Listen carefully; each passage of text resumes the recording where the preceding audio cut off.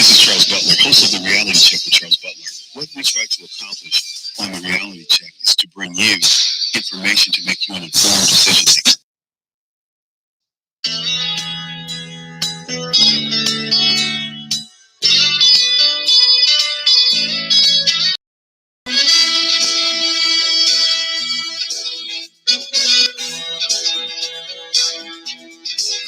Okay, welcome back. Welcome back to the Reality Check with Charles Butler, and I am coming at you on a dirt road, as Sam and Dave used to say. Coming at you on a dirt road. Good loving, I got a truckload, because I'm a soul man. Dun-dun-dun-dun-dun-dun. Yeah, we're soul people here with that American soul. I told you last week this time I was in New York City, traversing New York City from LaGuardia to JFK and then to downtown.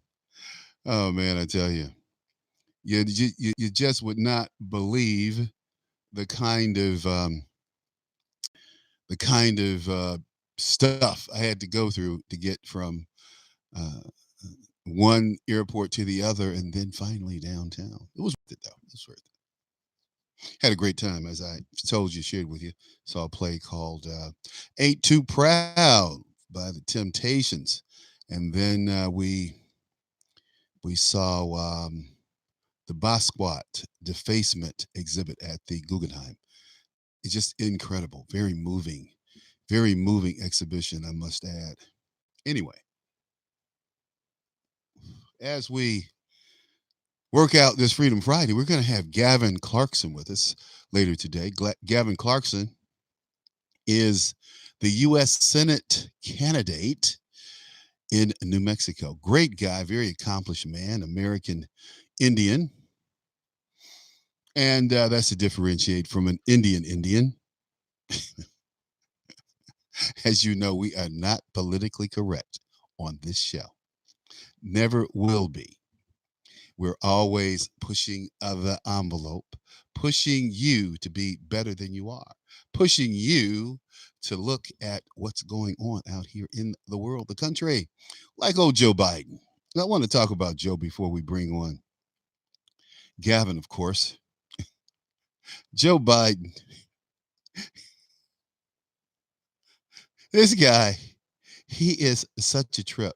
And the thing about it, he tries to act like what he says and does is so harmless. I was lying, but I basically was telling the truth. No, you were lying, Joe. You lied, Joe. So this is what Joe had to say about this, because he had me going. Listen to it. Let's play it. Okay, here we go. Young Navy captain, Navy. Okay, so this is, first of all, this is a man who's been in the Senate. This is a man who's been in the Senate. He's been in Washington, D.C. over 50 years. 50 effing years. And I use that effing as a modifier, magnifier to get your attention. Joe Biden's been in Washington, D.C. over 50 years, and he still can't differentiate between a Navy captain and a captain in the military that's an Army captain or a Marine captain or an Air Force captain. See, because a Army captain is an O3, officer level 3. You have second lieutenant, first lieutenant, captain. In the Navy, Coast Guard, it's ensign, Lieutenant JG, junior grade, lieutenant in the Navy Coast Guard. Okay? Biden's so stupid. And '06, folks, let me repeat. In '06 in the Navy is equivalent to a full colonel in the other services. And '06 in the Navy, a Navy captain. So to be in '06, you at least even in wartime have to have at least 20 years of service. 15, 20 years of service. So you're not a young person. You're going to be 40 years old. Okay. And he's a young captain. Captains aren't young in the Navy. Anyway, that's besides the point. But of course, none of these other pundits like Morning Joe and Eugene Robinson don't have a clue, because they're clueless about most things except lying on TV. Up in the mountains in the Konar Valley, Afghanistan, one of his buddies got shot, fell down a ravine about 60 feet. Four-star general asked me whether I'd go up into the fob. Now everybody got concerned of vice president going up in the middle of this, but we can lose a vice president. We can't lose many more of these kids. This guy climbed down a ravine, carried this guy up on his back on fire, and the general wanted me to pin the silver star on him. I got up there. Okay, what's wrong with this? For those of you who don't know what a FOB is, it's called a forward operating base. It's very near what would be considered a front line if we had a front line. So Joe is saying, well, I went up into danger. I went up into harm's way. I went up to the FOB as vice president, but we could afford to lose a vice president. We couldn't afford to lose many of these young men. Lying his behind off, okay? This is not Charles Butler making an opinion. This is a fact. This is using his own summation, his own story against him. He's just lying. FOB is a forward operating. I went into harm's way. I went to the forward operating base to pin a medal on a Navy captain, a young Navy captain. That's where we are. Stand as the God's truth. My word as a Biden. My word as a Biden. Attention. I went to pin him. I said, "Sir." Hold it. My word as a Biden. My word. My word is a Biden. I got up there and stand as the God's truth. My word is a Biden. He stood at attention. I went to pin him. I said, "Sir, I don't want the damn thing. Do not pin it on me, sir. Please, sir. Do not do that." He died. He died. So the Washington Post report reads like this. In the space of 3 minutes, Biden got the time period, the location, the heroic act, the type of medal, the military branch, and the rank of the recipient wrong. Hello. Did Charles Butler just say that? Yes. That's without even looking at the Washington Post story. Amazing. You can't make this stuff up, people. I'm not lying to you. You can't make this stuff up. What I'm going to do is I'm going to open up the phone lines so that you can call in. It's because it's Freedom Friday. So we are taking calls and talking off topic sometimes to a point, but not for a very long time, because we have a lot of stuff to cover here. A lot of important things that I want to share with you today in this short time span that we have of an hour. I may talk to Scott and get a couple of more hours here. Welcome back, host. Have a great show. Okay, the lines are now open. Welcome back, host. Have a great show. Lines are open, 215-867-8255. Okay, so where are we? So that's where we are with Biden and his lying. And then when Joe's caught in his lie, this is what he had to say. What did I say was wrong? What did I do was wrong? I was making the point how courageous these people are, how incredible they are. This generation of warriors, these fallen angels we've lost. And so that, I don't know what the problem is. I mean, what is it that I... About everything.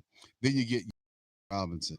Anyway, Eugene and this guy, Morning Joe. Horrible. This is the excuses they try to make for Biden. Listen, you can't make this stuff up.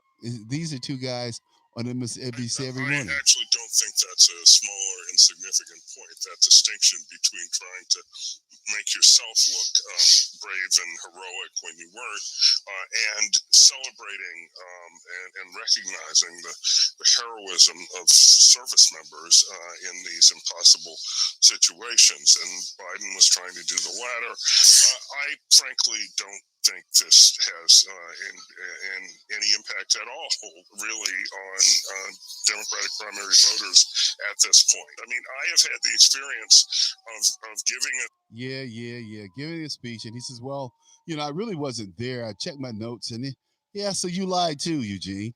How about that?" Taking a little of this, taking a little of that, especially on self-deprecating stories. And maybe it wasn't my dad that mocked me. Maybe it was my son that morning that mocked me. But it fit better if another sort of family member. Yeah, that's Joe Scarborough. You can't really tell. That's Scarborough. I'm going to use a different recorder next time. I'm not going to record through the mixer. Let's see here. So, man, can you believe the kind of stories they make up about this guy? There's a great story floating around. It's in Wall Street Journal this morning, and it's in a number of the other papers about same-sex attraction. Here in Wall Street Journal, let's see, is this this is it. On page A3, they're talking about several genes that they found that contribute to same-sex attractions. I'm sure if they did the research, they find there's similar genes that contribute to serial killers, and there's similar genes that make presidents, and there's similar all of these people in this homosexual crap. Hey, God's alive, folks. God says homosexuality is wrong. Sorry. I'm tired of hearing about homos and homosexuality. Tired of it. It's a sin. And no, there's no reason for it except that's what you want to do to participate in sinful acts. Now, there's a football player just came out. This is in today's media. Kid comes out. His name is Ryan Russell. He was drafted by America's team, the Dallas Cowboys, in 2015. Played his college ball at Purdue. And this is what he had to say about it. Kind of like a sacrifice that you make. Sports. Because see, he's bisexual, meaning he does women and men. Now, kissing on women and men, how disgusting. I don't want to kiss on anybody who's been kissing on anybody else but me. I'm sorry. But see, that's the kind of debauchery. That's the kind of promiscuity. That's the kind of lustfulness that we have going on in this society. This guy thinks he can come out and say, well, yeah, I like having sex with men. I like having sex with women. I just love getting off. That's basically what he's saying. Listen to him. Especially NFL at this high level, you sacrifice, staying out late. You sacrifice eating bad. And I was like, and this is just another one of those things that you kind of sacrifice. This is one of those things that you sacrifice. I just come out and say I'm bisexual, and yes, I may want to have sex with you outside the locker room, in the parking lot, in the car. I doubt if this guy gets picked up by any team again. That's probably why he came out as a bisexual. He didn't want to turn the women off, of course, and he certainly, there are all kind of men out there who would love to have sex with him. Schwarzenegger talks about the homosexuality and homosexuals who hang around bodybuilders. And, because, see, the guy who's having sex with the homosexual, and I think both of them are homosexual, both bisexual, whatever you want to call it, is participating in homosexual activity. So whether you're receiving or giving, I think you're still as homosexual.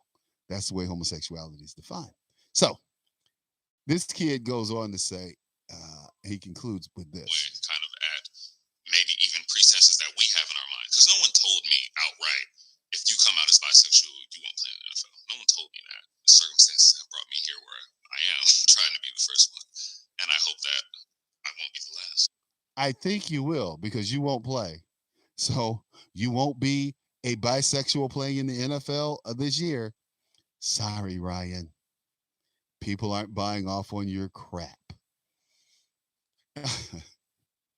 Man, you can't make this stuff up, people. You can't make this stuff up.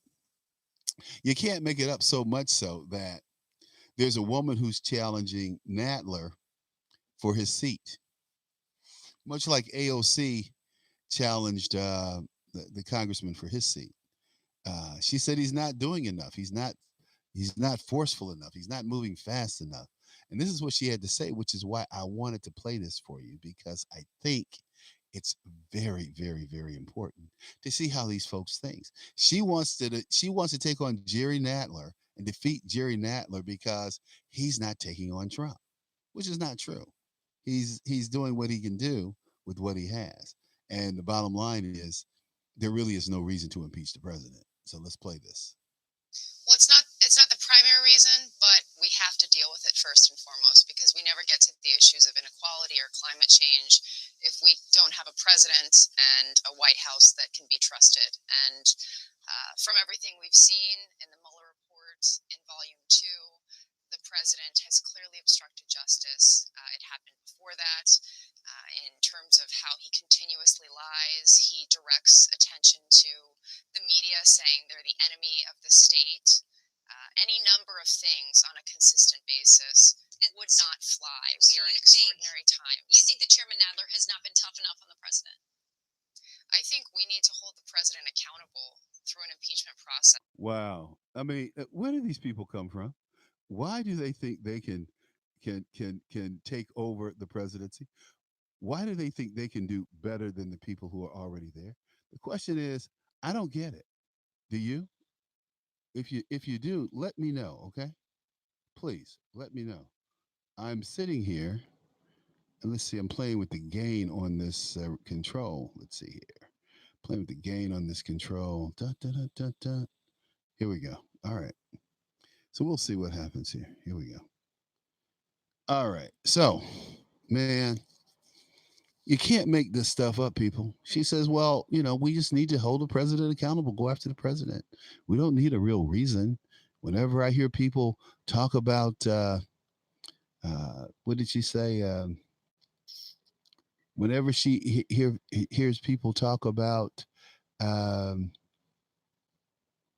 uh, high crimes, misdemeanors, she said that's antiquated. That's what the founding fathers, well, it's in the Constitution, baby. You need to read the Constitution before you run for Congress. These people are too much, too much, too much.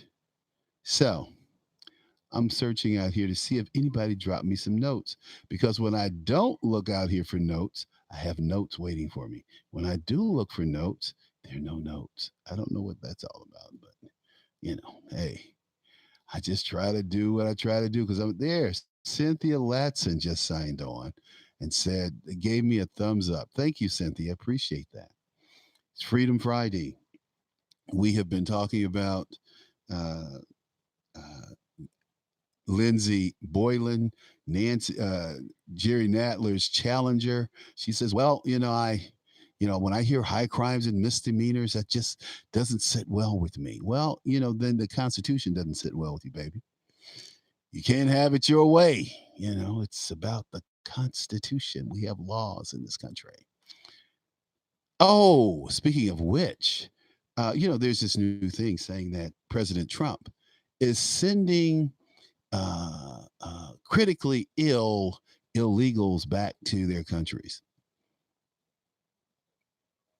Tick, tick, tick. So what? I mean, really? I just don't have any compassion. I don't have any compassion for illegals. I'm sorry. None. Just, I'm done with it. I'm done with it. I'm done with them. I want them gone. They are a bane to our existence as far as I'm concerned. But anyway, hey, we can only talk about what we know. We can only talk about what we do. Now, for those people, those black people out there who constantly talk about Africa and how we want to go back to Africa, I want to let you look at this picture on the front page of Wall Street Journal. You see that? That's the front page of Wall Street Journal above the fold, okay? Meaning it's very significant. Front page above the fold in the center. And what the caption says is this. Let me put on my glasses so I can read it a little faster. So, what the caption says is migrants intercepted in the Mediterranean Sea waited to debark from a rescue boat at the port of Malaga, Spain, on Thursday. Spain called on the European Union to do more to share the burden of migrants crossing the sea from northern Africa after the Spanish Maritime Rescue Service said it saved 208 migrants in the Mediterranean Sea in 24 hours. These are people who are risking their lives in shark-infested water. Shark-infested water, basically in rafts that you wouldn't get in a swimming pool with.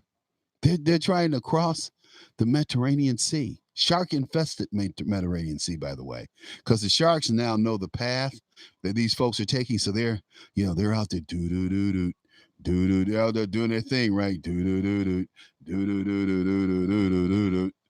And they're eating people up. Nobody's talking about that though, because it's inhumane. They'd rather talk about the border. We need to be at the border. We need to help people on the border. Please, to hell with the border. So,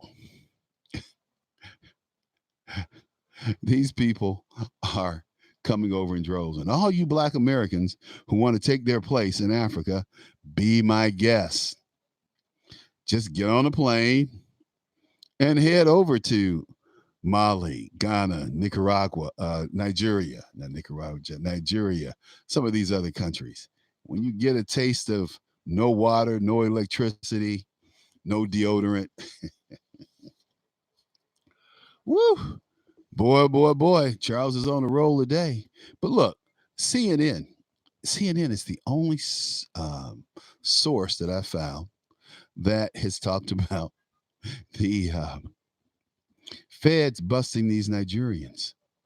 They're busted. They busted these Nigerians and these scams. These Nigerians call you and they have that, I said, what? And I always get on their case. I go, well, why would I talk to someone or give someone something who is not an American? Why would I give you guys, why would I talk to you guys and you have an accent? That's the way I talk to them, right?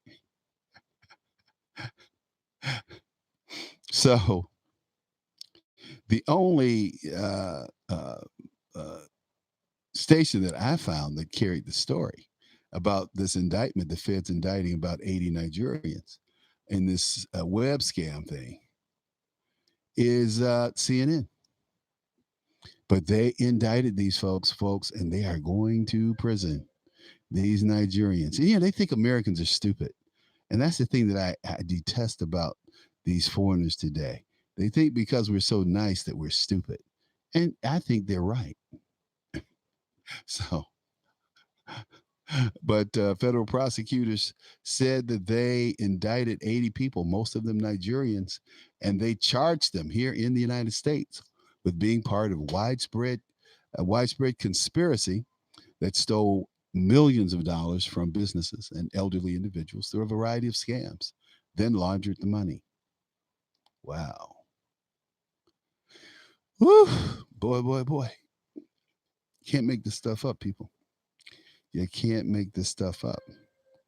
So finally, the FBI in Los Angeles launched this investigation to stop the billions of dollars that are lost annually to these Nigerian scam artists. Yes, indeed. It's not Charles Butler saying that, okay? That look up the story. You haven't seen it, but look it up. Check it out. I guarantee you'll go, wow. Oh my. Now, when Gavin comes on with us, and he should be here shortly, we're going to talk about what he's done in the past and what he hopes to accomplish by going to the Senate. So I would say stay tuned and check out my man Gavin because he is going to turn it out. Okay. Thank you.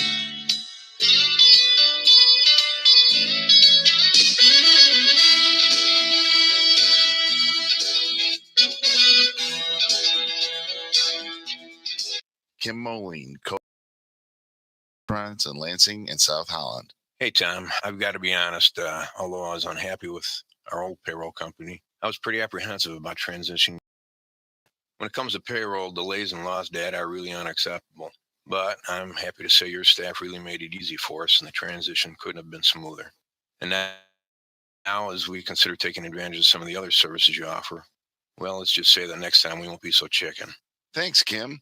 Just call me at 630-242-1507. That's 630-242-1507. Or check us out at the web at precisionpayroll.com. Hey, this is Leonora Cravota from Red State Talk Radio for MyPillow. I used to have trouble sleeping. MyPillow changed all that. I now fall asleep within moments of my head touching my pillow. That's how comfortable MyPillow is with its patented interlocking fill. MyPillow stays cool and does not go flat. Plus, it's machine washable and dryable. MyPillow has a 10-year warranty and a 60-day comfort guarantee. MyPillow is also the official pillow of the National Sleep Foundation, and it's made right here in the USA. MyPillow is now offering Red State Talk Radio listeners a 4-pack special with 2 premium standard or queen pillows and 2 go anywhere pillows. That's 4 pillows for the price of 1. To take advantage of this special offer, call 1-800-961-9194 and ask for promo code RedState. That's 1-800-961-9194, promo code RedState. Put sleepless nights behind you with MyPillow, the most comfortable pillow you will ever own. For the best night's sleep in the whole wide world, visit mypillow.com.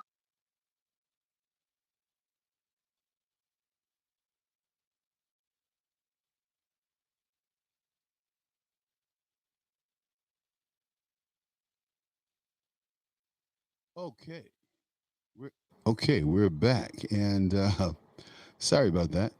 I get to roll, and I just, I can sit somewhere and just nod out, man. That's that.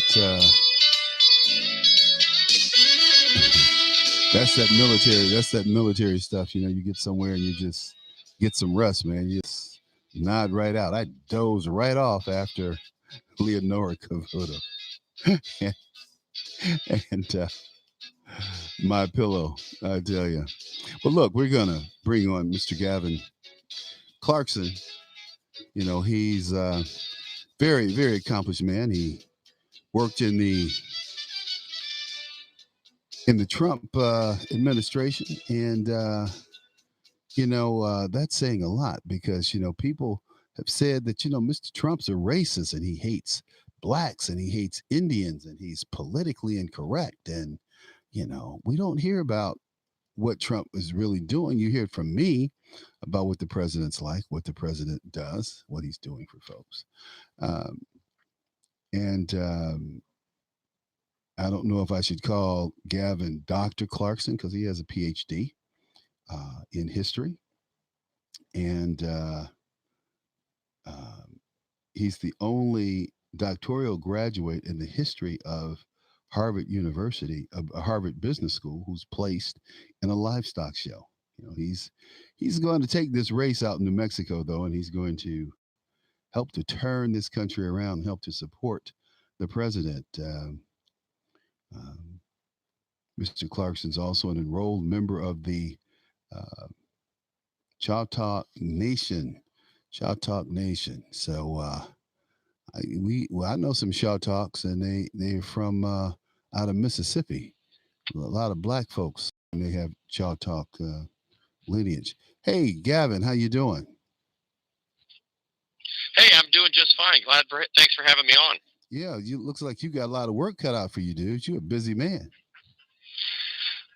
Well, I'm a simple country boy with a couple fancy Eastern degrees, and usually my day I'm busier than a one-arm paper hanger. But yes, I'm running for the United States Senate. It's an open seat because the Democrat is retiring, and so I'm reaching out to everybody to get their help in flipping this open seat over to the Republicans in 2020 because Well, certainly in New Mexico, we're the worst state in the economy in the country in terms of economy. I'm a bit of an endangered species. I'm a Christian conservative, pro-life, pro-gun, pro-Israel Republican college professor, and 95% of my students have to leave the state in order to get a job when they graduate, and that's not good.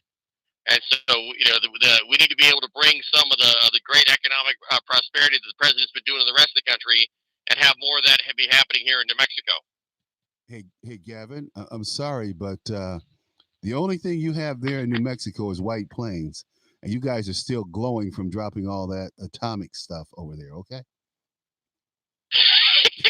Well, no, I beg to differ. We do have the best green chili in the world.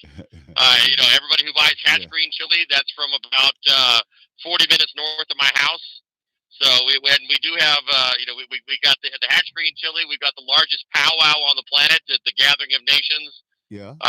So we got a few things going for us, but economics isn't one of them. Hold on. Then you have the big balloon festival in the fall.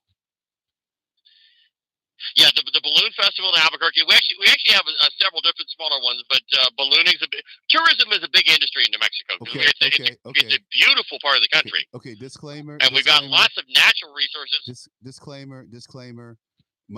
I used to own property in New Mexico, actually, up on the New Mexico-Colorado border, right on the Rio Grande. That we could jump across the Rio Grande, where my property was. But fast forward. Oh goodness! I used to ski at Taos, New Mexico, all the time when I lived in San Diego, because I could get a cheap flight into Albuquerque or Santa Fe. I could get a cheap flight in for less than, go to a great resort, ski my behind off for 2 or 3 days for $100. I mean, the ski lift tickets were, people were going to Vail and Breckenridge, and here I am going up to Taos and having a wonder. You've been to Taos, I'm sure, if you're a skier. Absolutely, and well, it's also great. It's also great in the summertime too. Particularly, the tribe has a World Heritage Site that it's pretty much on everybody's bucket list. You ought to go visit at least once. Well, I visited. I spent a lot of time in Santa Fe. And, you can't come to Santa Fe and not buy jewelry. So, and what's the lady's name there who has the house that it's all, it's natural. I can't remember her name, but very famous woman, very famous home. You know what I'm talking about?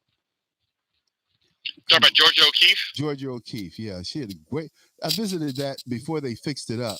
And they've done a wonderful job with that over the years, I tell you. Yeah. Well, actually, I get Santa Fe is where all the rich people go to buy their jewelry. I typically go out to Gallup, New Mexico, right on the edge of the Navajo Nation, and there's a lot because there you actually get to meet a lot of the jewelers that actually make the stuff. That's where I go. That's where I go. Yeah. So if you head next time you head to New Mexico, you need to go jewelry shopping. Let me know, and I'll hook you up with my buddies out in Gallup. Well, that'll be great. That'll be great. In fact, I'm coming out that way to ski soon as you guys start getting some snow. So look, man. Well, there you go. Well, go ahead. No snow right now. It's 106. Yeah, no. But look, talk to me about, you spent time in Washington, D.C. working with Trump administration. You've spent time, back east in the cesspool, in the swamp. How do you think the country's going right now, Gavin? And I know that you'd be a hell of an addition to the Senate. I love your spirit. I read your resume. I read your website, and man, I'd just be to have you in the Senate and doing work with the president and pushing those rhinos up there to do the right thing. Well, I think the country is set in the right direction. I think with the president's tax cuts, also rolling back regulations. When I was in the Interior, I was a Deputy Assistant Secretary for Policy and Economic Development. We killed 22 regulations for every new one we created, and that has really unleashed American business nationwide. What doesn't get as much play, but it's really important, is the fact that the president has been successful in getting more and more constitutional conservative justices appointed into the federal bench. And of course, my favorite justice is Justice Gorsuch, which he appointed office. So this country is poised for success. We're the best economy on the planet. Down, and we are slowly but surely peeling that back, unleashing American entrepreneurial spirit. I mean, small business is the engine of job creation. We need more of that, not less of that. Well, you're absolutely right. When you look at New Mexico, what kind of industry do you see moving there? I guess that's my question. Well, oil and gas right now is the only industry that's keeping the state alive. We have about 4 counties that are major oil and gas producers.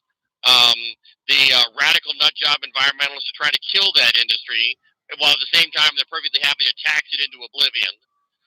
So we need to be able to remove some of the unreasonable restrictions on the oil and gas industry, because that's where the jobs and the revenues are being created. But at the same point, we have so many natural resources, and we're so dependent on China for much of our critical minerals and rare earth minerals, and yet New Mexico has a lot of those in the ground. Really? But the tofu snorting environmentalist nut jobs, can't imagine a mining company ever being good. But mining jobs are great jobs, because one of the things they do is they let you get a job in your hometown, and you can actually grow up and raise your family, and your kids will get to meet their grandparents more than just once a year, because you'll be able to have a job, and raise your family where you grew up. And so mining is one of the few things where you can start out in the skilled trades and eventually work your way up to a senior executive position. And New Mexico has got so many natural resources, but unfortunately, whether it be the endangered jumping frog or what have you, that the environmentalists will use as their mechanism to kill jobs everywhere. We used to have a vibrant forestry industry. We used to have a vibrant mining industry, and unfortunately, the radical leftists have killed it all. And those are jobs that can come back. In terms of we have a lot of technology with our national labs, with Sandia Labs, and Los Alamos National Labs. I mean, we built the first nuclear weapon here in New Mexico. We've got Los good Alamos scientists here, but a lot of the technology that got spun off. New Mexico, Forbes magazine says that New Mexico is the worst state in the country to build a business. So you have a lot of these technology spin-offs. The technology might get invented in New Mexico, but the startup will happen in Texas. I've talked to far too many companies where that's been the case, where they invent something, but the last place they want to start a business in New Mexico, because the oppressive nanny state regulators make it nearly impossible to do business. Okay. So how do you change that? So, and a lot of people would ask, I'm running for the United States Senate, and I'd encourage your listeners to go to gavinclarkson.com and help me out. But 2/3 of New Mexico is federal land, and so actually the federal government has a far greater impact on New Mexico's economy than it has almost anywhere else. And so by continuing to roll back regulations, by continuing to go back and evaluate laws that make no sense, and either get rid of them or roll them back to the point where they're not hindering American entrepreneurial spirit and American job creation. And now here's another thing: if you've been to Taos, there's a couple of reservations up there. One of the things that most people don't realize is if a non-Indian wants to go set up a business on a reservation, the state gets to add an extra tax onto that business owner for no reason at all other than they're a non-Indian. So basically what we have is a situation called double taxation. And it's a result of activist Supreme Court judges from 40 years ago. And Ronald Reagan himself said that such double taxation would be the death of tribal economies. And it's true. Unemployment on our reservations in New Mexico is at 56%. And our economic growth on reservations is next to nothing. And so one of the things I want to do is repeal or eliminate that double taxation, which for New Mexico is a $2 billion economic stimulus. Nationwide, it's a $40 billion economic stimulus. But importantly, it doesn't cost the federal taxpayer a single dime. Because what it does is it makes it economically feasible to create jobs. I mean, Walmart, for example, wanted to open up a Walmart on the reservation at Navajo Nation, But because of the double taxation, it would kill their margins. They just said it wouldn't be profitable. So all those jobs never showed up. So if we can increase freedom, increase economic opportunity for our poorest populations, it's great for everybody. And how do you plan to do that? That's my point. Well, so one of the things I'm proposing is a federal law. It's a one-sentence law that repeals the double taxation on job creators on reservations. And that automatically will create $40 billion of economic stimulus, and that stimulus will flow through the most economically disadvantaged areas of our country. But it's not a government program. What that will do is make it profitable for private industry to make economically rational investments. Okay. So repealing double taxation is a $40 billion stimulus. The other thing, a lot of people don't realize. But as part of the early versions of the Green New Deal back in 2008, my likely opponent, Ben Ray Lujan, was one of the people that voted for something called mandatory telework, where they basically decided that 1/3 of the federal workforce shouldn't show up to work every day. They should work from home, except for there's no supervision to make sure they're actually doing anything. And we actually caught people with these little devices on their desktop mouse at home that would twitch every so often to make sure it make it look like they were logged in while they were in fact hiking the Appalachian Trail. So I love it. I did the calculations. It's about $1 billion a day in waste that the taxpayer is paying for. If we eliminated mandatory telework and basically made people accountable for actually supervising employees that are being working from home, that would save the taxpayer about $1 billion a day. That adds up to real money real quick. It does. It does. Okay. So look, when are we going to hear more about you? Are you being picked up? Who's supporting you? Any super PACs behind you yet? We're working through it. I only announced at the beginning of the summer. So summertime is a slow time. So I anticipate things will start picking up here. After Labor Day, people start paying attention. Although this is an election, my primary is not until June of 2020. And the general election is not until November. Mm-hmm. But so I've definitely started to get. I'm getting both major donors, but I'm also getting a lot of small donors. It's funny, on my website, one of people's favorite buttons to donate, I have a button that's $17.76, and that's for all my liberty-loving supporters. I love it. I love it. I think I'll go over there and sign up. But look, man. So everybody go to GavinClarkson.com, hit the donate button, hit the biggest button you want. But if you want to do a Liberty donation, it's $17.76. I love it, man. That's great. It's great. So, Gavin, is, this is what I think, let's flip to the presidential election, 2020. Things are hot and heavy. You hear all this stuff on TV about, you hear this, you hear that. This is my prediction. My prediction is that Donald J. Trump will win the re-election by a landslide.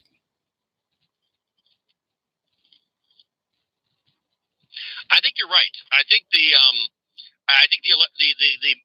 states that he lost last time, some of them he lost because Gary Johnson, the libertarian, was on the ballot.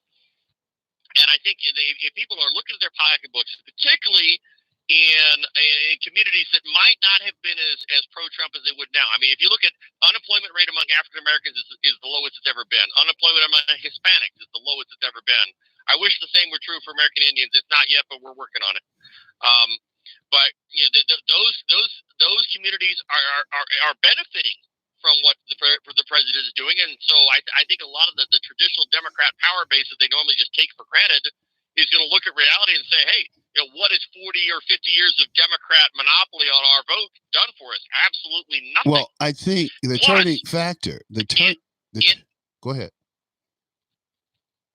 Well, and also in New Mexico, you in 2018 we had a bad year, and the progressive left. So part of it is you also have this split on the Democrats between the communists and the socialists, and the really radical progressives have taken over many state parties. So in New Mexico, for example, most people didn't realize that we were already the late-term abortion capital of the Western Hemisphere.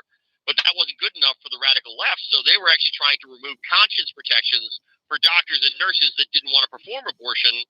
And so we were able to get them to admit on the floor of the state legislature that they were in support of abortion up until the day of birth and worse. It is official state policy, and the Democrat Party supports it, that if a baby survives an abortion attempt, the official state policy is to toss that baby in a sink and watch it die. And that level of barbarity and depravity is something that most Democrats have no idea that that's what their party stands for. Yet that's exactly what the Democrat Party is all behind. And so you're going to have a large section of people of faith, of particularly devout Hispanic Catholics, say, you know what? That's not the Democrat Party of my parents or grandparents. That's not what I'm for, is abortion up until the day of birth. You add to that all the rural ranchers and folks living in the country where, it might take 30 minutes for the sheriff to show up, and so they might, prefer to be able to keep their firearms at their side, and yet the Democrat Party is the party of gun confiscation. So you're going to have Democrats, they're going to look at this presidential race and they're saying, not this time. I may have been a Democrat in the past, but that might have a D after their name, and they have to say, no, that's not for me. Well, I was going to say to you that Barack Obama, I predicted that the re-election of Barack Obama as president would drive blacks from the party, from the Democrat Party. And the reason was because, one, Barack Obama refused to acknowledge black Americans. He refused to engage black America while he embraced the LGBT community and tried to force homosexuality, the promotion of homosexuality. And people, especially in the black community, we do not, and I repeat, we do not engage in or acceptance or tolerance of that LGBT stuff. We don't play that. We're firm believers in the Bible and in Scripture, not in man's word, but in God's word. So, we just don't play it. So Barack lost all of that, and the Democrat Party lost. And then you have a guy like Donald Trump who comes in and he makes things better for everybody. And he's not grandstanding. He's just getting things done. He's like, hey, I need to get this done. You guys are in my way. Move out of the way and let me do what I need to do. And he just gets it done. And people like that. I'm telling you. Yep. I was in New York last week. I'm sitting in the subway. And you know what people are talking about in several different conversations around me? President Trump. And they're not negative conversations. These are very positive conversations about the president and what he's doing with China, with the economy, his concern about putting Americans first. And I'm listening to these people, and these are black people, white people, brown people. They're all kinds of people. They're all talking about the same thing.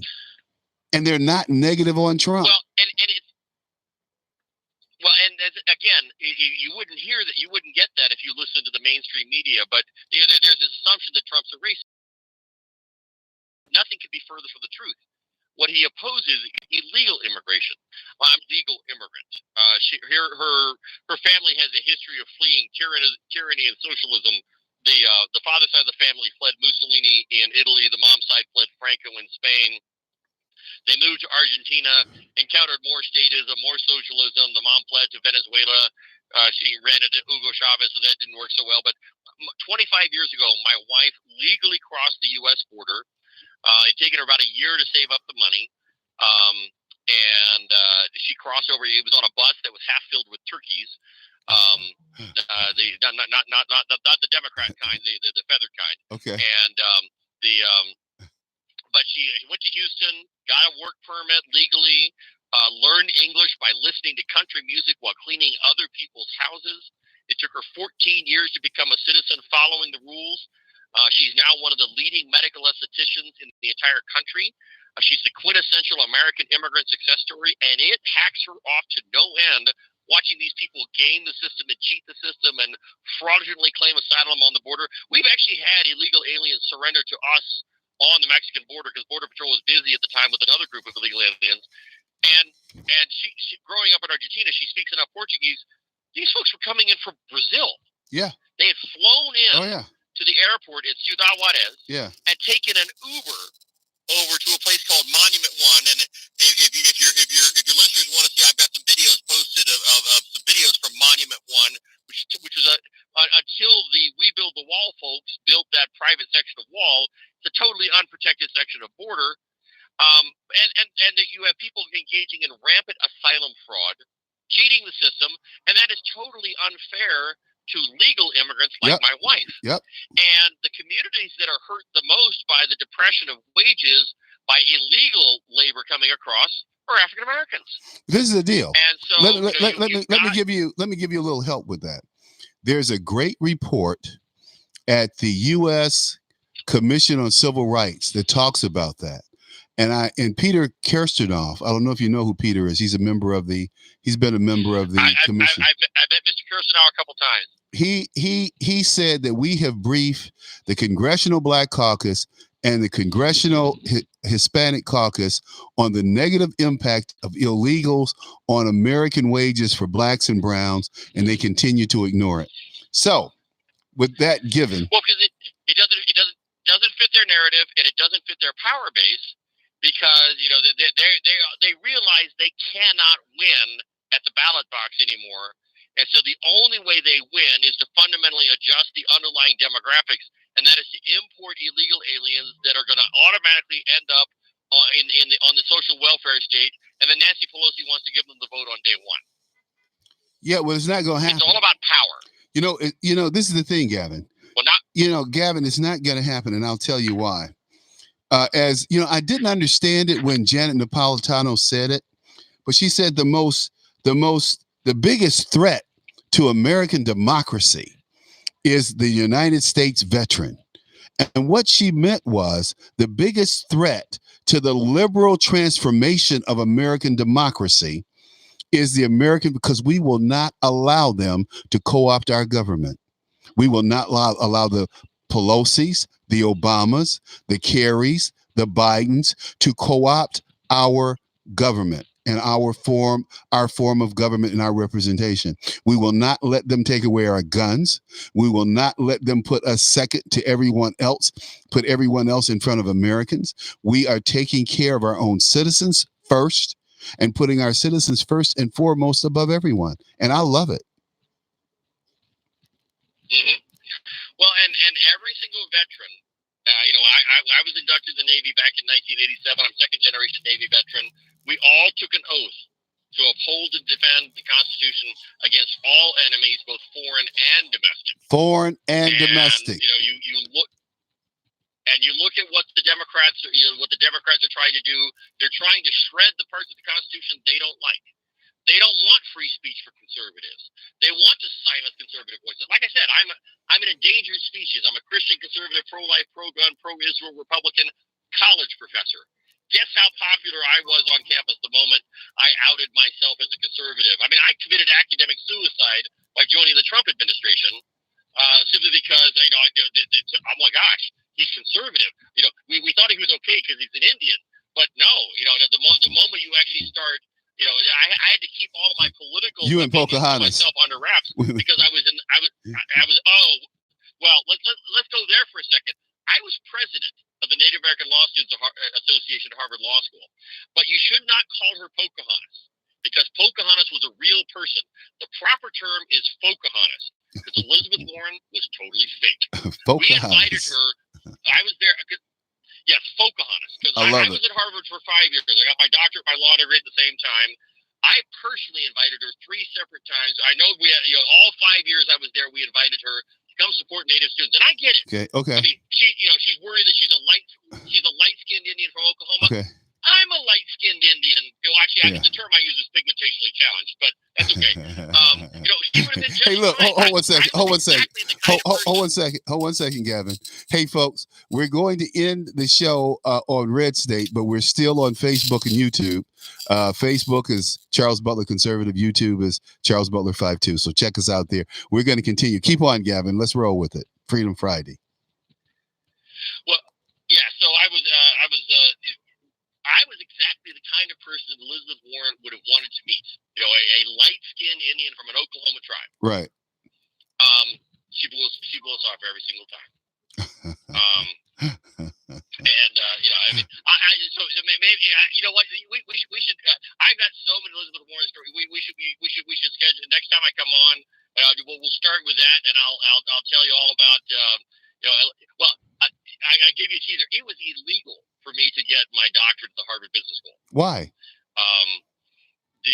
Well, the Harvard Law School is in Cambridge, Massachusetts. The Harvard Business School is across the Charles River in Boston. Right. But according to the Indian Imprisonment Act of 1675, it was illegal for an American Indian to enter the city of Boston without 2 armed militia escorts.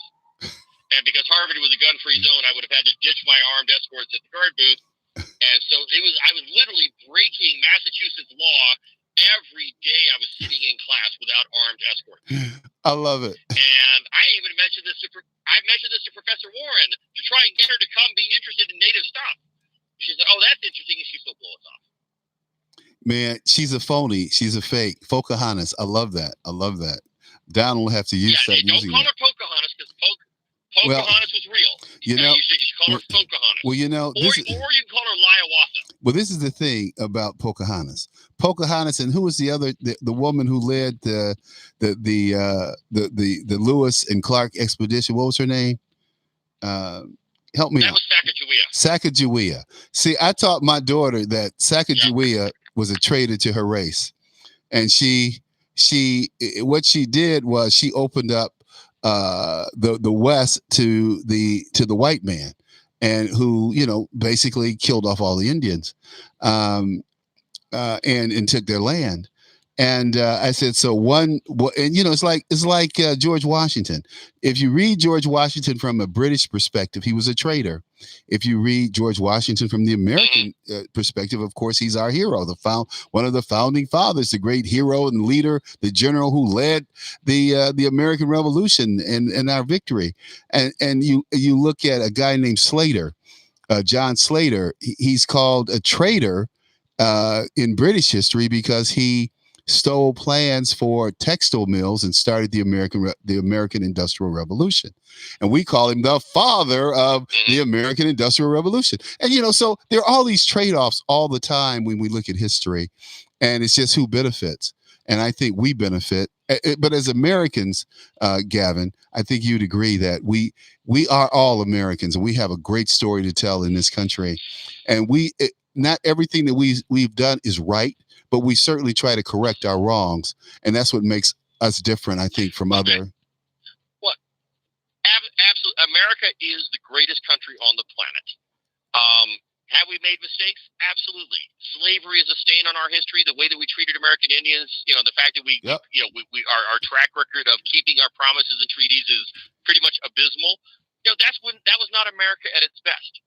But America always can get better. But it doesn't. You know, the radical left, the squad, has never loved America ever.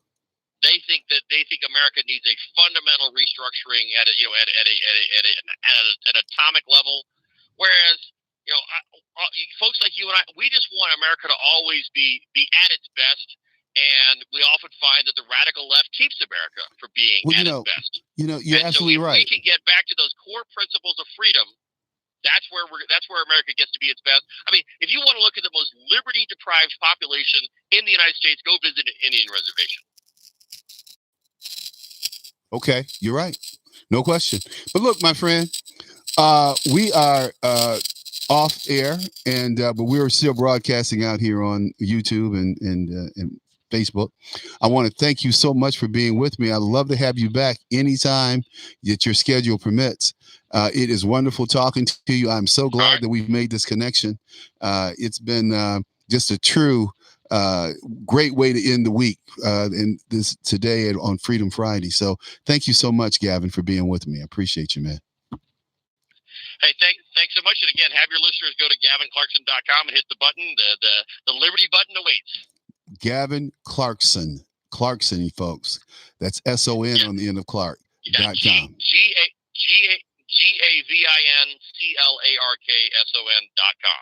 Thank you so much, Gavin, and good luck in the race. Let me know what I can do to help. All right, hey. Okay. Absolutely. Y'all have a great Labor Day weekend. You too. You too. Bye-bye. All Gavin, right, bye-bye. Gavin Clarkson, y'all. Hey, great American story. The story of his father. His father was the first Native American or Indian to fly a jet, and I thought that was interesting. So look, we're going to say goodbye on Freedom Friday and bail out of here, get this weekend started, and hope you can go back and look at some of the video and listen to some of the audio from the show today. Thanks again. Take care. And we will rock and roll next week on Monday. Thank you.